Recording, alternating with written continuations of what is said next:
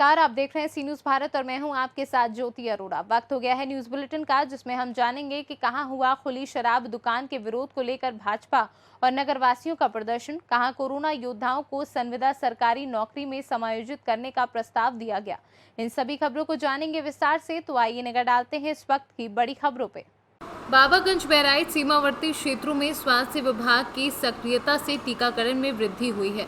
Block Nawabganj के ग्राम पंचायत बेलबरिया में उपकेंद्र बलबरिया पर एएन अनीता यादव, आशा बहू शारदा देवी तथा केंद्र के एनएम दीप कुबर सहित सामाजिक कार्यकर्ता सहित कई लोगों के अथक प्रयास से बृहस्पतिवार को 21 लोगों को वैक्सीन लगाई गई। ग्राम प्रधान कल्याणपुर अश्विनी कुमार वर्मा, एएनएम व अन्य सभी लोगों ने जागरूक करते हुए टीकाकरण से होने वाले फायदों को बताया। बहराइच से सी न्यूज़ संवाददाता नईम खान की रिपोर्ट।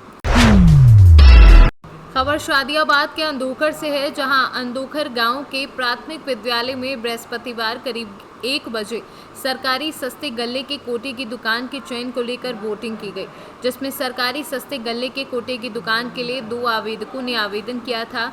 नोडल अधिकारी भूपेंद्र सिंह ने बताया कि सरकारी सस्ते गल्ले की दुकान के चयन को लेकर आज मतदान किया गया, जिसमें 1 राम सेवक, 2 सिराज अंसारी, 2 आवेदक थे। दोनों आवेदकों में से एक आवेदक सिराज अंसारी को 317 वोट मिले, वहीं राम सेवक को 316 वोट प्राप्त हुए, जिसमें नोडल अधिकारी भूपेंद्र सिंह ने सिराज अंसारी को 1 वोट ज्यादा मिलने पर सिराज अंसारी को विजय घोषित किया। इस दौरान नोडल अधिकारी Bhupendra Singh, secretary Sanjay Saxena, secretary Ajay Kumar, secretary Rajendra Kumar सहित शादियाबाद थाना प्रभारी शिव प्रताप वर्मा में फोर्स के साथ मौजूद रहे।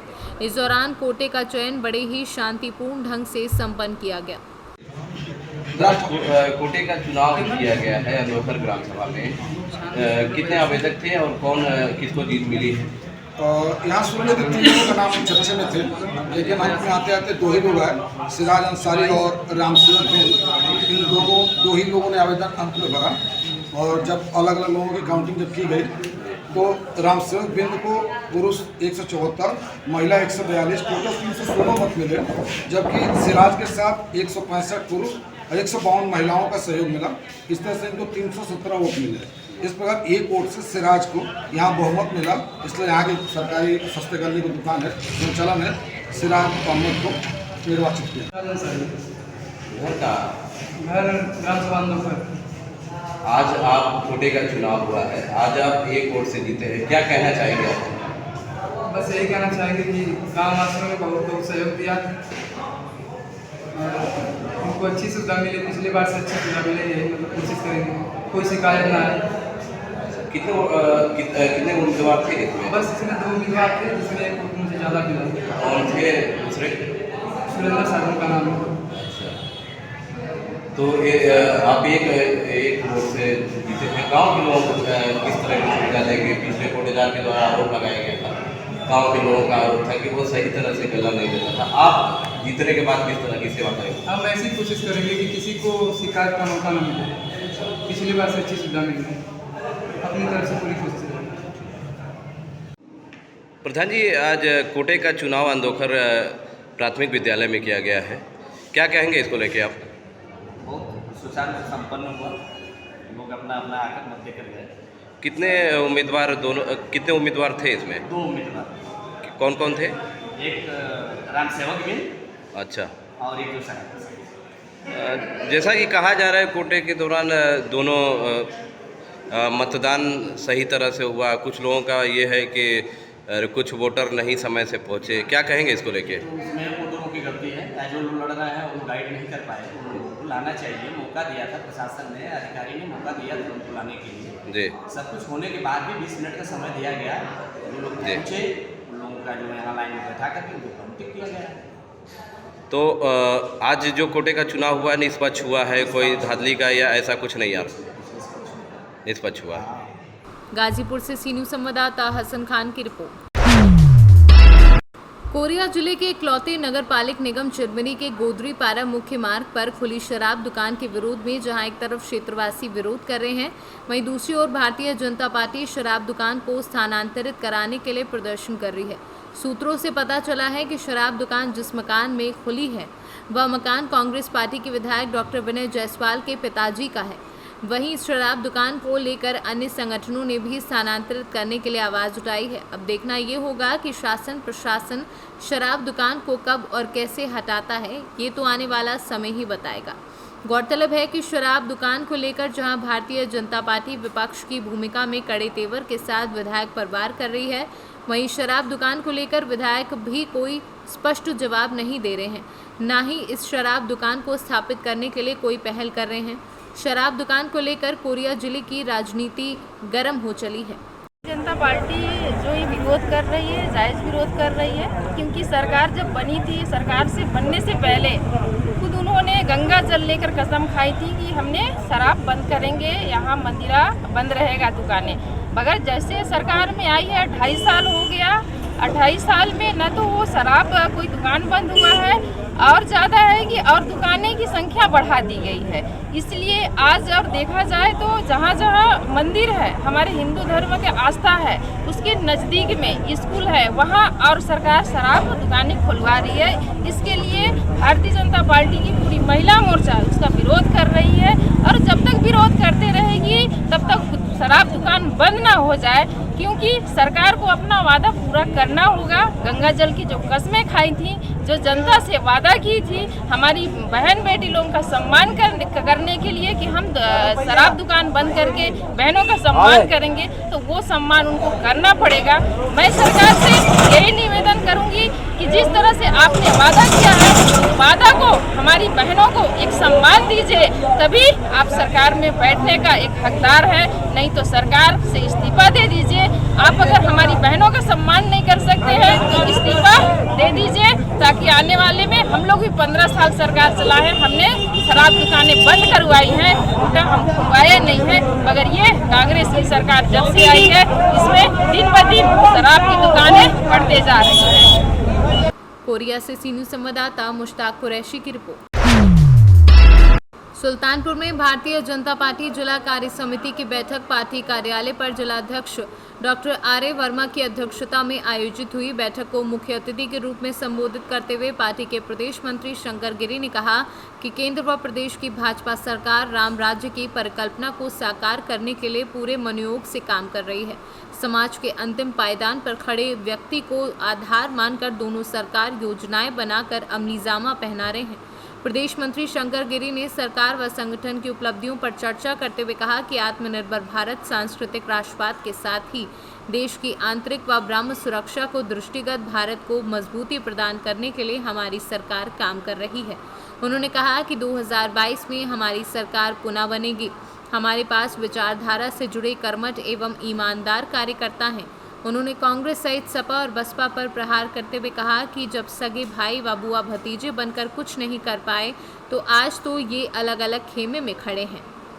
तो भारतीय जनता पार्टी की जब उत्तर प्रदेश में सरकार बनी, एसआईटी बनी, जमीन खोदने की चर्चा शुरू हुई पुरातत्व विभाग के द्वारा, और जब खुदाई शुरू हुआ उसमें जो प्रमाण निकले, वह प्रमाण जब कोर्ट में पेश हुआ तब हमारी जीत हुई और राम लला विराजमान आज वहां भव्य मंदिर बन गई है आपकी सरकार के कारण। सिर्फ पूछ के मारा जा रहा, इसका दोष सिर्फ इतना था कि वो भारतीय जनता पार्टी के लिए काम कर रहा। ये सामंतवादी ताकत थी जो कांग्रेस के बाद महामंत्री जी की बनी हुई है। मित्रों, इन सबसे भी लड़ने की आवश्यकता है। और आज उनका भतीजा उत्तर प्रदेश के अंदर पैदा हो गया अखिलेश यादव, जो कहता है कि मैं सूची बना रहा हूं अधिकारियों की, मैं सूची बना रहा हूं ऐसे कार्यकर्ताओं की, हमारी सरकार आएगी तो इनको देख लेंगे। जो भी सरकार बनाओ, जो अच्छा काम करने वाला अधिकारी है आप उसको हत्या करोगे। अखिलेश जी आपको साफ करना होगा कि किस तरीके से देखेंगे, गोली चलाओगे कि डंडा चलाओगे कि फांसी चलाओगे। कार्य समिति आपसे पूछती कि किस तरीके से आप हमको देखोगे। इस तरीके की भाषा बात की जाती है राजनीतिक दल के लोगों के द्वारा। और आज उत्तर प्रदेश के अंदर जिस तरीके से ब्लॉक प्रमुख का चुनाव भारतीय जनता पार्टी जीती, जिस तरीके से जिला पंचायत का चुनाव हमने निष्पक्ष रूप से जीता, घबराहट की स्थिति पैदा हो गई है समाजवादी पार्टी के अंदर। मित्रों, मैं आपको आश्वस्त करना चाहता हूं कि अभी भी भारतीय जनता पार्टी की सरकार है और 2022 में भी भारतीय जनता पार्टी की सरकार है। सुल्तानपुर से सीनू संवाददाता शिव प्रसाद मौर्य की रिपोर्ट। उन्नाव की मोहान विधानसभा में कई स्थानों पर भारतीय जनता पार्टी के प्रदेश महामंत्री व अवध क्षेत्र के प्रभारी अमरपाल मौर्य व प्रदेश मंत्री शंकर लाल लोधी का स्वागत भाजपा कार्यकर्ताओं व पदाधिकारियों ने किया। पूर्व विधायक राधेलाल रावत के नेतृत्व में हसनगंज में कई दर्जन भाजपा कार्यकर्ताओं ने दोनों लोगों का स्वागत किया। पूर्व विधायक राधेलाल रावत व पूर्व ब्लॉक प्रमुख धीरेन्द्र ब्रह्मचारी ने अमरपाल मौर्य व शंकर लाल लोधी को पुष्प गुच्छ भेंट कर स्वागत किया। बताते चले कि सफीपुर में जिला कार्य समिति की बैठक में हिस्सा लेने जा रहे थे, जिस दौरान लखनऊ बांगर मऊ मार्ग पर नवेलगंज हसनगंज में स्वागत किया। इस दौरान मनोज सिंह, जिला उपाध्यक्ष विजय शर्मा, आशीष सिंह, सचिन शुक्ला मौजूद रहे। उन्नाव से सीनू संवाददाता दीपांकर सिंह की रिपोर्ट।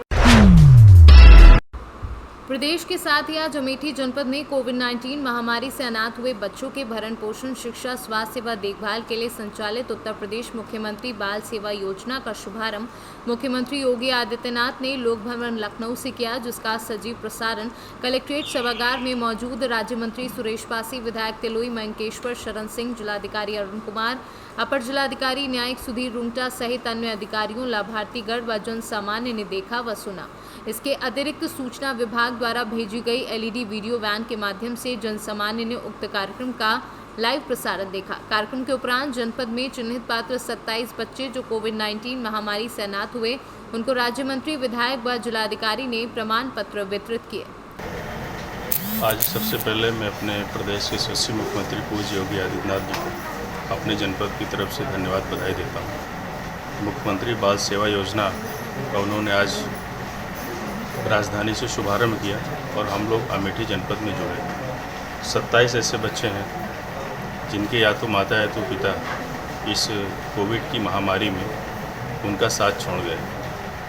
माननीय मुख्यमंत्री जी की बहुत अच्छी योजना है कि प्रत्येक बच्चे को महीने में 4,000 रुपये की सहायता राशि मिलेगी, जिससे परिवार उनका पालन पोषण कर सके।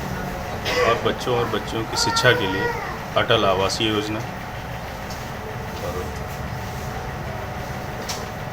कस्तूरबा आवासीय योजना में बालिकाओं को उनको शिक्षा ग्रहण कराई जाएगी। और जो बच्चे व्यावसायिक शिक्षा में हैं उनके लिए लैपटॉप की भी व्यवस्था की गई है। मैं सभी बच्चों के उज्जवल भविष्य की कामना करता हूँ। अमेठी से सीनू संवाददाता महेंद्र प्रताप सिंह की रिपोर्ट। पूर्व मुख्यमंत्री कल्याण सिंह के शीघ्र स्वास्थ्य लाभ के लिए हवन पूजन शुरू किया गया। ये हवन पूजन तपस्वी छावनी महंत परमहंस दास के नेतृत्व में संत महात्माओं ने वैदिक मंत्रों के साथ शुरू किया। तो वहीं बजरंग बली हनुमान जी के नाम की आहुति देकर शीघ्र स्वस्थ होने की कामना की। महंत परमहंस ने बताया कि कल्याण सिंह हिंदू हृदय सम्राट हैं, राम मंदिर आंदोलन के महानायक हैं। उन्होंने कहा कि त्रेता युग में जिस तरह श्री हनुमान जी की भूमिका श्री राम सेना में सर्वश्रेष्ठ थी, उसी तरह श्री राम मंदिर निर्माण में कल्याण सिंह की राम भक्ति सर्वश्रेष्ठ है और रहेगी। माननीय श्री कल्याण सिंह जी के शीघ्र स्वास्थ्य लाभ के लिए आज रामनगरी रामघाट तपस्वी छावनी रामलला के समक्ष में हवन पूजन करके और हमने जो है संकट मोचन हनुमान जी के नाम से जो है आहुति दे करके और हनुमान जी से प्रार्थना किया है कि माननीय श्री कल्याण सिंह जी इतने बड़े राम भक्त हैं कि मुख्यमंत्री की कुर्सी को लात मार दिया था, लेकिन राम भक्तों पर आंच नहीं आने दिए। ऐसे माननीय श्री कल्याण सिंह जी इस समय अस्वस्थ चल रहे हैं। उनके शीघ्र स्वास्थ्य लाभ के लिए आज हमने जो है तो वैदिक मंत्रों के द्वारा, ऋचाओं के द्वारा, हनुमान जी के जो है तो दिव्य मंत्रों के द्वारा हमने आहुतियां दी और भगवान से प्रार्थना किया कि मर्यादा पुरुषोत्तम भगवान श्री राम लला का जो दिव्य भव्य राम मंदिर का निर्माण कार्य चल रहा है, इसमें अगर सबसे महत्वपूर्ण और सब सर्वाधिक अगर योगदान है तो वह माननीय श्री कल्याण सिंह जी का है, जिन्होंने मुख्यमंत्री की कुर्सी को त्याग दिया लेकिन राम भक्तों को आंच नहीं आने दिया। ऐसे माननीय श्री कल्याण सिंह जी शीघ्र स्वस्थ हो और भगवान श्री राम के दिव्य भव्य राम लला का जो मंदिर है उसका दर्शन करें, इसके लिए हमने भगवान से प्रार्थना किया और हवन पूजन किया हूं और करता रहूंगा। जब तक माननीय श्री कल्याण सिंह जी स्वस्थ नहीं हो जाएंगे तब तक जो है तो पूजा अर्चना और तमाम तरह के वैदिक पाठ वेद मंत्रों का जो है तो पारायण मैं करता रहूंगा। और वैसे भी कहा है, राम से अधिक राम कर दासा। शास्त्रों में, वेदों से लेकर के पुराणों में लिखा गया है कि भगवान से भी बढ़ के भगवान के भक्त हैं, सेवक हैं। माननीय श्री कल्याण सिंह जी परम राम भक्त हैं और उनके स्वास्थ्य लाभ के लिए हम सभी लोग जो है निरंतर पूजा पाठ करते रहेंगे। और भी मैं अपील करता हूं पूरे देश के राम भक्तों से कि सब लोग पूजा पाठ के माध्यम से माननीय श्री कल्याण सिंह जी को शीघ्र स्वस्थ होने के लिए जो है अपने अपने जो है तो जैसा हो सके उस तरह से जरूर भगवान से प्रार्थना करें। अयोध्या से सीनू संवाददाता अपूर्व पाठक की रिपोर्ट। रामनगरी अयोध्या की सांस्कृतिक सीमा 84 कोसी परिक्रमा मार्ग को राष्ट्रीय राजमार्ग घोषित किए जाने पर अयोध्या के संतों व विहिप ने स्वागत किया। श्री राम जन्मभूमि तीर्थ क्षेत्र ट्रस्ट के अध्यक्ष व मनीराम दास छावनी के महंत नृत्य गोपाल दास ने केंद्र सरकार को पत्र के माध्यम से सरकार द्वारा चिन्हित किए गए भगवान श्री राम के वन गमन मार्ग में प्रयागराज संगम व वाल्मीकि आश्रम को भी शामिल किए जाने की मांग की है। राम मंदिर ट्रस्ट के अध्यक्ष महंत नृत्य गोपाल दास के उत्तराधिकारी महंत कमल नयन दास ने बताया कि अयोध्या की सांस्कृतिक सीमा 84 कोसी परिक्रमा को राष्ट्रीय मार्ग घोषित किए जाने के पहले ही केंद्रीय मंत्री नितिन गडकरी ने 5 अप्रैल को घोषणा की थी। बहुत ही सुंदर दृश्य होगा जहां लाखों लोग परिक्रमा करेंगे। तो वहीं बताया कि एक और बहुत बड़ा कार्य किया जाना है। श्री राम वन गमन मार्ग बना है वह बहुत ही सुंदर है और एक सुझाव पूज्य गुरुदेव के माध्यम से दिया गया जिसमें वन गमन मार्ग में कुछ स्थलों को छोड़ दिया गया है और हमारा प्रयास है कि उन स्थलों को भी उस मार्ग से जोड़ा जाए जिसमें प्रयागराज संगम व वाल्मीकि आश्रम को छोड़ा गया है और अभी दूसरे मार्ग से होकर जा रहा है। 84 कोसी परिक्रमा जो है ये चैत्र पूर्णिमा के समय निकाली जाती है और इस परिक्रमा के द्वारा जो है लोग 4-5 जिलों का जो है भ्रमण करते हैं। और जिस प्रकार से अयोध्या में 5 कोसी परिक्रमा, 14 कोसी परिक्रमा, उसी प्रकार से अयोध्या परिक्षेत्र में एक सांस्कृतिक सीमा जो तय की गई है उसमें 84 कोसी का ही महत्व है। पूज्य साधु संतों के द्वारा लगातार हजारों लाखों वर्षों से इस प्राचीन परंपरा का निर्वहन किया जा रहा है। मुझे लगता है कि साधु संतों ने जब प्रारंभ किया होगा तो उस समय भगवान रामलला जरूर विराजमान रहे होंगे और उस समय जो है उन्होंने इस परिक्रमा को प्रारंभ किया। और आज जो है केंद्र सरकार इस पर जो है जो एक उसकी सक्रियता है, जो उसकी निष्ठा है, उससे हम सब आह्लादित हैं। यहाँ के साधु संत आह्लादित हैं, प्रसन्न हैं कि इसे राष्ट्रीय राजमार्ग घोषित किया गया। इससे जो है इन क्षेत्रों का विकास होगा, यहाँ के दुकानदारों का विकास होगा, यहाँ के व्यवसायियों का विकास होगा, साथ ही साथ उन ऐतिहासिक एवं पुरातात्विक जो संरक्षण के केंद्र बनने चाहिए उनका विकास होगा। 84 कोस परिक्रमा का तो बहुत बड़ा महत्व है और गडकरी जी ने तो 5 अप्रैल को ही दिल्ली में घोषणा कर दिया था सभा में। बहुत अच्छा है, सुंदर राजमार्ग बनेगा, क्या पूछना है। सभी लोग परिक्रमा करेंगे। यानी कान च पापानि ज्ञाता ज्ञात पिता निचा। परिक्रमा से सारे पाप ताप नष्ट हो जाते हैं और अयोध्या की परिक्रमा होगी, यात्री आएंगे, अयोध्या का विकास होगा। इससे सुंदर और क्या होगा। गडकरी जी सब प्रकार से प्रशंसनीय हैं, सराहनीय हैं। एक और भी उनका बहुत बड़ा महत्वपूर्ण कार्य है, राम वन गमन यात्रा। राम वन गमन मार्ग जो बनाया है बहुत ही सुंदर है। अभी कुछ सुझाव हम लोगों ने दिया था पूज्य गुरुदेव जी के माध्यम से, कुछ स्थलों को छोड़ दिया है जो राम वन गमन का है। तो हमारा प्रयास ये है कि उन स्थलों को भी जोड़ा जाए। जैसे प्रयाग को छोड़ दिया गया, संगम को छोड़ दिया गया, वाल्मीकि आश्रम को छोड़ दिया गया है, दूसरे मार्ग से लिए जा रहे हैं। इसके लिए प्रयास किया गया है। गडकरी जी ध्यान दें और जिस मार्ग से भगवान श्री राम जी गए थे उसी मार्ग से ही राम वन गमन यात्रा मार्ग जाना चाहिए। अयोध्या के लिए प्रबल इच्छा हमारे प्रधानमंत्री जी और मुख्यमंत्री जी तथा गडकरी जी की, इन सब के अंदर बहुत बड़ी प्रबल इच्छा है। अयोध्या का सब प्रकार सर्वांगीण विकास हो, सभी यात्री विश्व कि सभी यात्री यहाँ आवें, दर्शन करें, आनंदित हों, अच्छा रहे। संतों को नहीं, पूरे परिक्रमा करने वाले परम भक्तों को जो 84 कोस परिक्रमा करते हैं वो सबके सब आनंदित हैं, प्रसन्न है, क्योंकि जब राष्ट्रीय राजमार्ग के रूप में घोषित हो गया है तो अब उसका जो विस्तार है, उसका जो बनावट है, वो ऐसा सुगमता से बनेगा जिससे लोगों को जाने की किसी प्रकार की कोई परेशानी नहीं होगी और सुगमता से चल कर के वो 84 कोस के परिक्रमा कर लेंगे और उस परिक्रमा करने से उनको बहुत ही आनंद आएगा, क्योंकि इस समय की जो मार्ग है वो 84 कोस का वो सही नहीं है।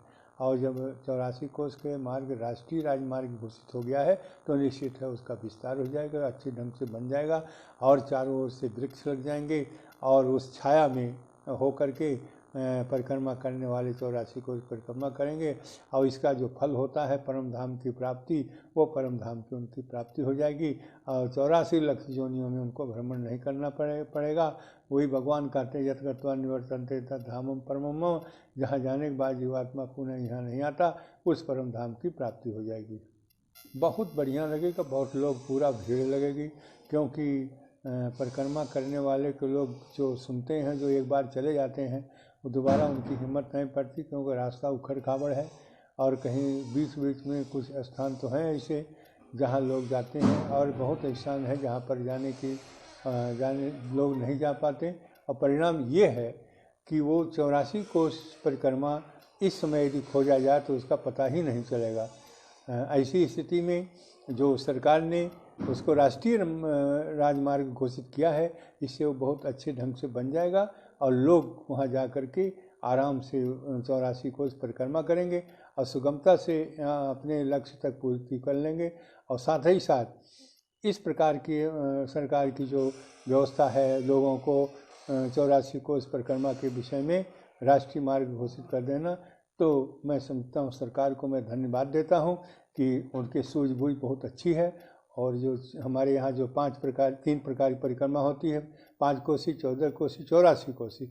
84 कोस की परिक्रमा बहुत दुर्गम रही, लेकिन अब राष्ट्रीय मार्ग घोषित हो जाने के कारण से वो बहुत ही अच्छे ढंग से बन जाएगा और परिणाम ये होगा कि जो भी दर्शनार्थी जाएंगे, परिक्रमा करने लोग जाएंगे, बहुत और अधिक भीड़ होगी। अब वो नहीं है कि 400-500 लोग जैसा पहले जाते थे, ऐसा नहीं होगा। बहुत लोग जाएंगे और बहुत लोग इससे लाभ उठाएंगे।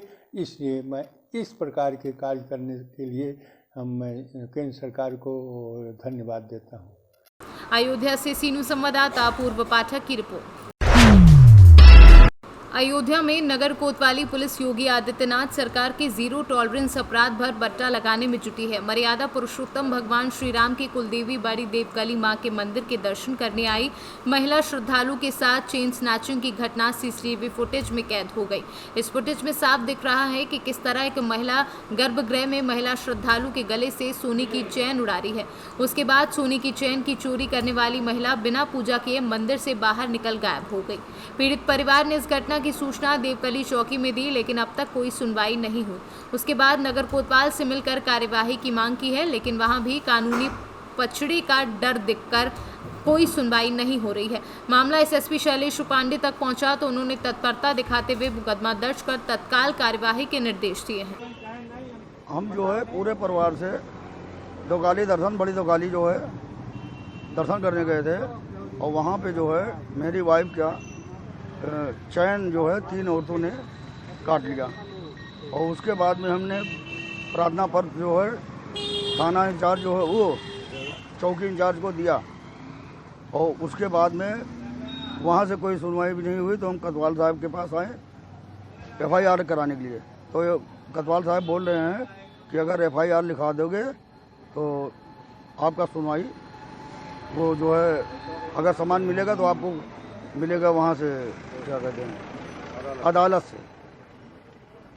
अभी हमारा जो है ना FIR लिखी गई और ना कोई कार्रवाई हुई। क्या तारीख की घटना है ये 12 तारीख 11:24 पे। मैं आपका और कहाँ? हमारा नाम है भगवती प्रसाद सोनकर और वाइफ का नाम मुन्नी देवी।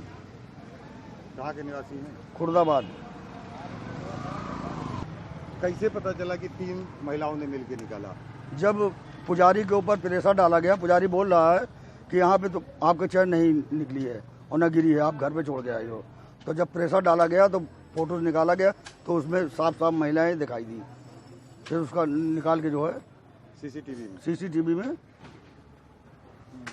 निकाला गया, साफ साफ नजर आ रही है एकदम, काटते हुए ढकेलते हुए सब कुछ। क्या पता चला? अगल बगल पूछताछ किया तो वो जो महिला जो है बताएं लोग कि इधर ही गई हैं। और भी सीसी कैमरे में जो वहाँ बाहर लगा हुआ है वहाँ देखे तो लाइट नहीं थी, वो सब बता रहे हैं कि हमारे यहाँ लाइट नहीं है, इसलिए जो है वहाँ पे नहीं आ पाया। एक वीडियो वायरल हो रहा है देवकाली मंदिर का, जिसमें महिला है वो चैन पीस की हुई नजर आ रही है। क्या है मामला और क्या? एक जो वीडियो अपलोड हुआ है और उसकी जानकारी होकर हुई है और इसमें इसकी जो है जांच कराई जा रही है। इसमें छानबीन में पुलिस लग गई है और इसमें एक महिला को जो है बगल से जो है दर्शन कर रही महिला से और चेन या गले की कोई वस्तु खींचती हुई दिखाई गई है। तो इस संबंध में अतिशीघ्र जो दोषी है उसको पता करके उसके विरुद्ध विधिक कार्यवाही की जाएगी और इसके लिए वहाँ पर सुरक्षा और सतर्कता ये भी की जा रही है और इसके लिए सादे वस्त्र में भी टीम लगाई गई है। इसमें अतिशीघ्र जो है इनके विरुद्ध कार्यवाही होगी। अयोध्या से सीनू संवाददाता अपूर्व पाठक की रिपोर्ट।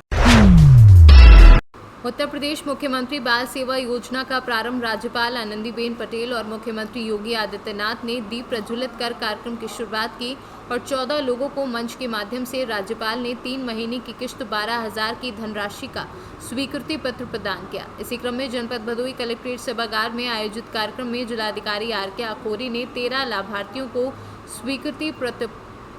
स्वीकृति पत्र प्रदान किए। भदोही से सीनू संवाददाता आशुतोष पाठक की रिपोर्ट। इंदौर में शराब कारोबारी अर्जुन ठाकुर पर हुए गोलीकांड मामले में मुख्य 2 लिस्टिस बदमाश चिंटू ठाकुर और सतीश भाऊ को गिरफ्तार कर गुरुवार को जिला न्यायालय में पेश किया गया। जिला न्यायालय से पुलिस ने दोनों ही बदमाशों से पूछताछ के लिए 28 जुलाई तक रिमांड पर लिया गया। रिमांड पर बदमाशों का नियमित मेडिकल करना आवश्यक रखा गया है। माननीय न्यायालय के समक्ष आज चिंटू जितेंद्र ठाकुर का आज प्रस्तुत किया गया था और अभियोगी पुलिस के द्वारा 7 दिन का उसके अंदर पीआर मांगा गया था और जिसके अंदर बताया गया था कि उसे दिल्ली लेके जाना है। तो उसके अंदर हम लोगों के द्वारा आपत्ति पेश की गई और चिंटू को कहीं ना कहीं पे हाथ पाँव में हर जगह चोटें हैं, तो उसके लेकर हमने माननीय न्यायालय के समक्ष आपत्ति प्रस्तुत की है कि इसको लेकर कि बार बार उसका मेडिकल कराया जाए और अगर पुलिस के द्वारा अगर प्रताड़ित किया जा रहा है तो सुप्रीम कोर्ट और माननीय उच्च न्यायालय के जितने जजमेंट्स उसको फॉलो किया जाए। राम गुर्जर एडवोकेट। ठीक है। 28 तक का पुलिस द्वारा रिमांड मांगा गया, 28 जुलाई तक का, जो न्यायालय द्वारा स्वीकार किया गया क्योंकि रिमांड ड्यूटी न्यायालय में आज थी तो अन्यंत्र न्यायालय में पेश करना पड़ा आरोपियों को और 28 तक के लिए रिमांड पुलिस ने आवश्यक रूप से इसलिए मांगा है कि जो जब्ती है और अन्य साक्ष्य इकट्ठे करना है पुलिस को, इसलिए पुलिस ने 28 तक का रिमांड मांगा है और जो न्यायालय द्वारा स्वीकार कर लिया गया है। तो आरोपी से और पूछताछ करने के बाद जो अनुसंधान है उसमें आवश्यकता है पुलिस को, इसलिए 28 तक का रिमांड स्वीकार किया गया है और हिदायत दी गई है पुलिस को कि मेडिकल कराया जाएगा आरोपियों का और अन्य मेडिकल चिकित्सा उपलब्ध कराई जाएगी। अन्य जो दवाई गोलियां आरोपी सतीश की चल रही हैं वो भी उसे उपलब्ध कराई जाएंगी। संस्कार भार्गव। इंदौर से सीनू संवाददाता शहनवाज खान की रिपोर्ट। न्यूज़ बुलेटिन में फिलहाल के लिए इतना ही। आप जुड़े रहें सी न्यूज़ भारत के साथ।